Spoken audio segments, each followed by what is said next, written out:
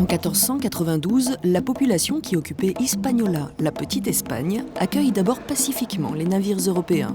Elle constituait la plus ancienne civilisation des Caraïbes, mais l'arrivée des premiers hommes blancs leur fut fatale. Il y avait un groupe important qui habitait l'île, les Taínos. Ils pratiquaient d'importantes cérémonies appelées arreitos, rites de l'arrêt. Cela consistait à mettre des pierres appelées monolithes, les unes derrière les autres, pour limiter ce terrain qu'ils appelaient Bate d'Aps. Ils dansaient, chantaient, tous participaient, hommes et femmes, enfants. Les femmes étaient chargées d'apporter la nourriture et de s'occuper des petits, de distribuer les boissons. À travers ces cérémonies, les Taínos remerciaient les dieux pour leur bonne récolte, pour le beau temps. Ils rendaient hommage aux défunts. Ils se servaient de colliers en coquillage. Quand ils sautaient, les colliers s'entrechoquaient et produisaient un son agréable à entendre. Anthropologue, Sylvain Bischoff a suivi la route des caravelles pour venir étudier la civilisation taïno. Le tabac a été découvert par Christophe Colomb en 1492, tout d'abord dans les Bahamas et ensuite en République dominicaine dans l'île d'Hispaniola.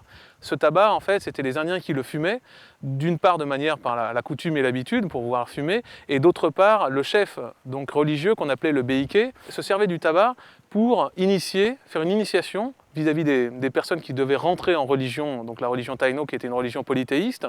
Et ce tabac, on s'en servait avec une poudre de telle sorte à faire des inhalations, de telle sorte à ce que la nicotine naturelle du tabac puisse rendre la personne, enfin la mettre en transe et qu'elle puisse entrer avec le monde invisible et surnaturel des dieux taïnos qu'on appelait les émis. Les taïnos avaient à peu près un état fédéré, un peu comme la Grèce antique. Ils cultivaient tout ce qu'on appelle les légumes autochtones, qui sont le niamé, l'igname, qui sont la yucca, donc le manioc, qui sont la majorité des fruits tropicaux. Ils cultivaient également les avocats, enfin ils cultivaient la totalité des produits propres à ici, le cassabé qui vient du manioc également, et ils le gardaient de telle sorte à pouvoir nourrir la population. Les Espagnols découvrant ces plantes inconnues en Europe ont utilisé les noms taïnos en les modifiant. Comme par exemple Cohiba, qui veut dire en fait le tabac, le cigare, Tabacou, qui était également taïno, qui veut dire le tabac, et beaucoup de mots qu'on a gardés par rapport aux phénomènes naturels, par exemple l'ouragan, huracan, par exemple la pirogue, piroga, par exemple le canoë, qui est un canoa. Tous ces mots, et bien d'autres, le caïman, caïman, tous ces mots et bien d'autres font partie directement de la terminologie taïno.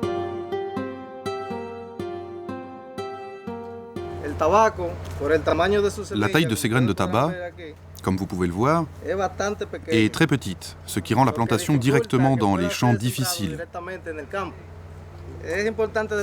On peut remarquer que dans 2 grammes, il y a environ 10 000 graines. On met donc les graines sur un plateau avec un substrat fertilisé. On utilise cette technique pour que les graines germent. On attend un peu que le plant ait la taille idéale pour le transplanter un par un sur ces plateaux.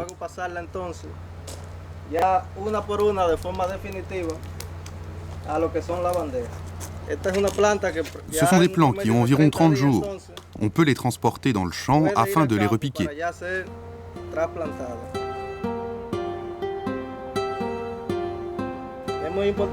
Il est important de souligner qu'ici, les conditions climatiques sont semi-contrôlées. C'est-à-dire qu'avec ces serres, nous n'avons pas d'influence de la pluie et nous contrôlons l'irrigation et la fertilisation. Nous avons aussi un contrôle très strict des fléaux et des maladies.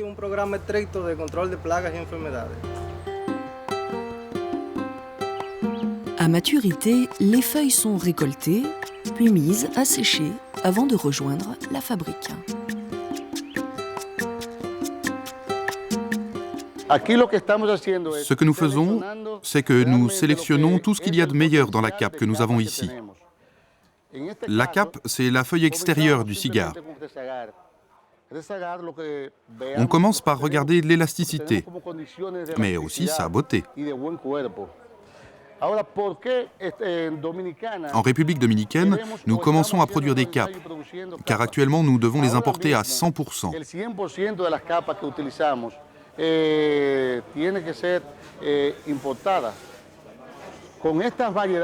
Avec cette variété de tabac que nous sommes en train de développer, c'est sûr que nous avons toutes les capes dont nous avons besoin pour la capacité de production de cette manufacture de tabac. Et par la suite, nous pourrons en exporter comme nous le faisons pour la tripe. La tripe, c'est l'intérieur du cigare. Actuellement, produire un cigare nous coûte je ne sais combien de dollars. Mais 80% de sa valeur est dans la cape, qui est donc la plus belle partie du cigare.